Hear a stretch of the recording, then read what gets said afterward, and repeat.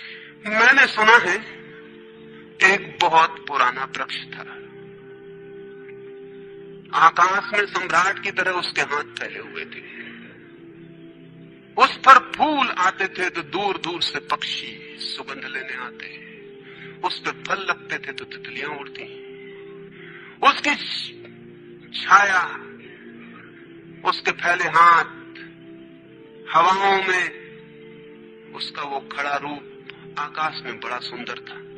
एक छोटा बच्चा उसकी छाया में रोज खेलने आता था। उस बड़े वृक्ष को उस छोटे बच्चे से प्रेम हो गया।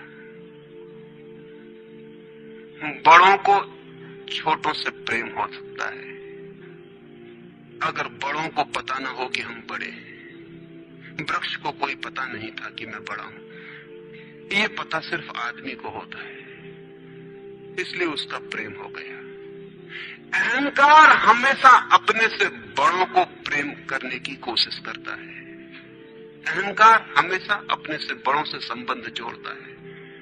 प्रेम के लिए कोई बड़ा छोटा नहीं, जो आ जाए उसी से संबंध जुड़ जाता है। वो एक छोटा सा बच्चा खेलता आता था उस वृक्ष के पास, उस वृक्ष का उससे प्रेम हो गया। लेकिन वृक्ष की शाखाएं ऊपर थी, बच्चा छोटा था, तो वृक्ष अपनी शाखाएं उसके लिए नीचे झुका था ताकि वो फल तोड़ सके, फूल तोड़ सके। प्रेम हमेशा झुकने को राजी है, अहंकार कभी भी झुकने को राजी नहीं।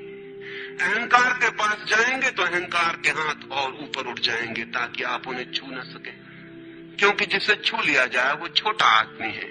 जिसे न छुआ जा सके, दूर सिंहासन पर दिल्ली में हो, वो आदमी बड़ा आदमी है।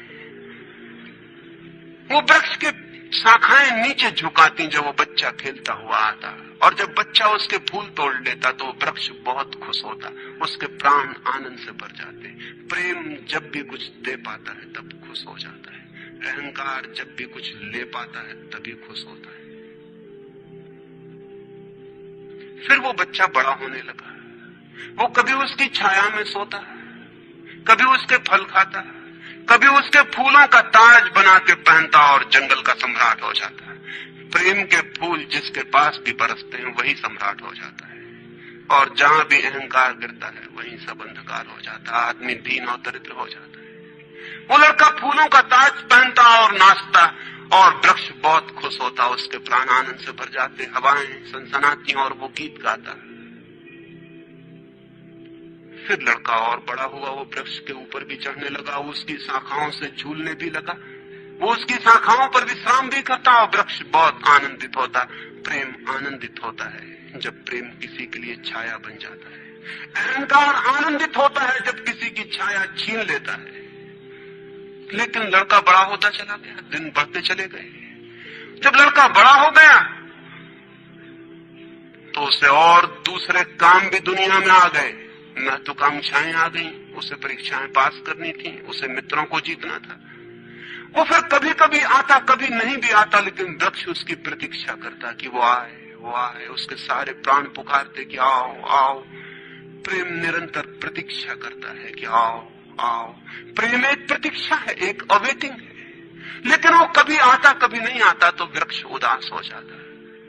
प्रेम की एक ही उदासी है, जब वो बांट नहीं पाता तो उदास हो जाता है, जब वो दे नहीं पाता तो उदास हो जाता है। और प्रेम की एक ही धन्यता है कि जब वो बांट देता है, लुटा देता है, तो आनंदित हो जाता है। फिर लड़का और बड़ा होता चला गया, और वृक्ष के पास आने के दिन कम होते चले गए। जो आदमी जितना बड़ा होता चला जाता है महत्वाकांक्षा के जगत में, प्रेम के निकट आने की सुविधा उतनी ही कम होती चली जाती है। उस लड़के की एम्बिशन, महत्वाकांक्षा बढ़ रही थी।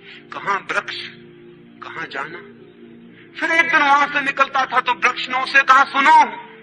हवाओं में उसकी आवाज गूंजी कि सुनो, तुम आते नहीं, मैं प्रतीक्षा करता हूं, मैं तुम्हारे लिए प्रतीक्षा, राह करता हूं, राह देखता हूं, बाट जोता हूं। उस लड़के ने कहा, क्या है तुम्हारे पास जो मैं आऊं? मुझे रुपए चाहिए। हमेशा अहंकार पूछता है कि क्या है तुम्हारे पास जो मैं आऊं। अहंकार मांगता है कि कुछ हो तो मैं आऊं, न कुछ हो तो आने की कोई जरूरत नहीं। अहंकार एक प्रयोजन है, एक पर्पस है। प्रयोजन पूरा होता हो तो मैं आऊं। अगर कोई प्रयोजन न हो तो आने की जरूरत क्या है? और प्रेम निष्प्रयोजन है, प्रेम का कोई प्रयोजन नहीं, प्रेम अपने में ही अपना प्रयोजन है, वो बिल्कुल पर्पसलेस है। वृक्ष तो चौंक गया, उसने कहा कि तुम तभी आओगे जब मैं कुछ तुम्हें दे सकूं। मैं तुम्हें सब दे सकता हूं, क्योंकि प्रेम कुछ भी रोकना नहीं चाहता। जो रोक ले वो प्रेम नहीं है। अहंकार रोकता है, प्रेम तो बेशर्त दे देता है। लेकिन रुपए मेरे पास नहीं है, ये रुपए तो सिर्फ आदमी की इजाद है, वृक्षों ने ये बीमारी नहीं पाली है। उस वृक्ष ने कहा इसलिए तो हम इतने आनंदित होते हैं, इतने फूल खिलते हैं, इतने फल लगते हैं, इतनी बड़ी छाया होती है, हम इतना नाचते हैं आकाश में, हम इतने गीत गाते हैं, पक्षी हम पर आते हैं और संगीत का कलरव करते हैं, क्योंकि हमारे पास रुपए नहीं है। जिस दिन हमारे पास भी रुपए हो जाएंगे, हम भी आदमी जैसे दीनहीन मंदिरों में बैठ के सुनेंगे कि शांति कैसे पाई जाए, प्रेम कैसा पाया जाए। नहीं, हमारे पास रुपए नहीं है। तो उसने कहा फिर मैं क्या हूं तुम्हारे पास? जहां रुपए हैं मुझे वहां जाना पड़ेगा, मुझे रुपयों की जरूरत है। अहंकार रुपया मांगता है, क्योंकि रुपया शक्ति है, अहंकार शक्ति मांगता है। उस वृक्ष ने बहुत सोचा, फिर उसे ख्याल आया तो तुम एक काम करो, मेरे सारे फलों को तोड़ के ले जाओ और बेच दो तो शायद रुपए मिल जाए। और उस लड़के को भी ख्याल आया, वो चढ़ा और उसने सारे फल तोड़ डाले, कच्चे भी गिरा डाले, शाखाएं भी टूटी, पत्ते भी टूटे, लेकिन वृक्ष बहुत खुश हुआ, बहुत आनंदित हुआ। टूट के भी प्रेम आनंदित होता है, अहंकार पाके भी आनंदित नहीं होता, पाके भी दुखी होता है। और वो लड़के ने तो धन्यवाद भी नहीं दिया पीछे लौटकर, लेकिन उस वृक्ष को पता भी नहीं चला, उसे तो धन्यवाद मिल गया इसी में कि उसने उसके प्रेम को स्वीकार किया और उसके फलों को ले गया और बाजार में बेचा। लेकिन फिर वो बहुत दिनों तक नहीं आया, उसके पास रुपए थे और रुपयों से रुपए पैदा करने की वो कोशिश में लग गया था, वो भूल गए। वर्ष बीत गए और वृक्ष उदास है और उसके प्राणों में रस बह रहा है कि वो आए उसका प्रेमी और उसके रस को ले जाए, जैसे किसी माँ के स्तन में दूध भरा हो और उसका बेटा खो गया हो और उसके सारे प्राण तड़प रहे हो कि उसका बेटा कहाँ है, जिसे वो खोजे, जो उसे हल्का कर दे, निर्भर कर दे। ऐसे वो वृक्ष के प्राण पीड़ित होने लगे कि वो आए आए आए, उसकी सारी आवाज यही गूंजने लगी कि आओ। बहुत दिनों बाद वो आया, वो लड़का तो प्रौढ़ हो गया था। वृक्ष ने उससे कहा कि आओ मेरे पास, मेरे आलिंगन में आओ। उसने कहा छोड़ो ये बकवास, ये बचपन की बातें। अहंकार प्रेम को पागलपन समझता है, बचपन की बातें समझता है।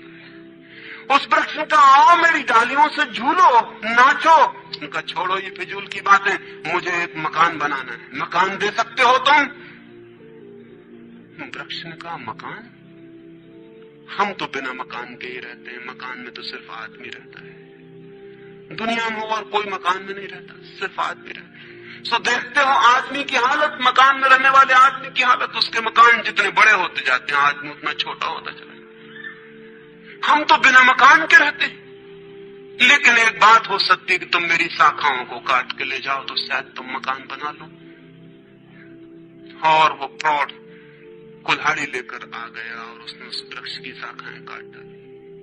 वृक्ष एक ठूंठ रह गया नंगा, लेकिन वृक्ष बहुत आनंदित था। प्रेम सदा आनंदित है, चाहे उसके अंग भी कट जाए, लेकिन कोई ले जाए, कोई ले जाए, कोई बांट ले, कोई सम्मिलित हो जाए, साझीदार हो जाए। और उस लड़के ने तो पीछे लौट के भी नहीं देखा, उसने मकान बना दिया।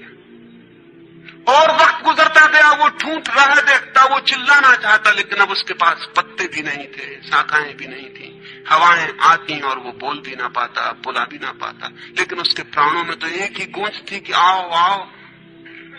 और बहुत दिन बीत गए, तब वो बूढ़ा आदमी हो गया था। वो बच्चा वो निकल रहा था पास से, वृक्ष के पास आके खड़ा हो गया। तो वृक्ष ने पूछा क्या कर सकता हूं और मैं तुम्हारे लिए, तुम बहुत दिनों बाद आए। उसने कहा तुम क्या कर सकोगे? मुझे दूर देश जाना है धन कमाने के लिए, मुझे एक नाव की जरूरत है। तो उसने कहा तुम मुझे और काट लो तो मेरी इस पीड़ से नाव बन जाएगी और मैं बहुत धन्य होऊंगा कि मैं तुम्हारी नाव बन सकूं, तुम्हें दूर देश ले जा सकूं। लेकिन तुम जल्दी लौट आना और सकुशल लौट आना, मैं तुम्हारी प्रतीक्षा करूंगा। और उसने आरे से उस वृक्ष को काट डाला, तब वो एक छोटा सा ठूंठ रह गया और वो दूर यात्रा पर निकल गया। और वो ठूठ भी प्रतीक्षा करता रहा कि वो आए आए, लेकिन अब उसके पास कुछ भी नहीं देने को, शायद वो नहीं आएगा, क्योंकि अहंकार वहीं आता है जहां कुछ पाने को है। अहंकार वहां नहीं जाता जहां कुछ पाने को नहीं। मैं उस ठूंठ के पास एक रात मेहमान हुआ था, तो वो ठूंठ मुझसे बोला कि वो मेरा मित्र अब तक नहीं आया, और मुझे बड़ी पीड़ा होती, कहीं नाव डूब न गई हो, कहीं वो भटक ना गया हो, कहीं किसी दूसरे किनारे पर विदेश में कहीं भूल ना गया हो, कहीं वो डूब ना गया हो, कहीं वो समाप्त ना हो गया हो। एक खबर मुझे भर कोई ला दे, अब मैं मरने के करीब हूं, एक खबर भर आ जाए कि वो सक्सेल है, फिर कोई बात नहीं, फिर सब ठीक है। अब तो मेरे पास देने को कुछ भी नहीं है, इसलिए बुलाऊंगी तो शायद वो नहीं आएगा, क्योंकि वो लेने की ही भाषा समझता है। अहंकार लेने की भाषा समझता है, प्रेम देने की भाषा है। इससे ज्यादा और कुछ मैं नहीं कहूंगा। जीवन एक ऐसा वृक्ष बन जाए और उस वृक्ष की शाखाएं अनंत तक फैल जाएं, सब उसकी छाया में हो और सब तक उसकी बाह फैल जाए, तो पता चल सकता है कि प्रेम क्या है। प्रेम का कोई शास्त्र नहीं है, न कोई परिभाषा है, न प्रेम का कोई सिद्धांत है। तो मैं बहुत हैरानी में था कि क्या कहूंगा आपसे कि प्रेम क्या है, तो बताना मुश्किल है।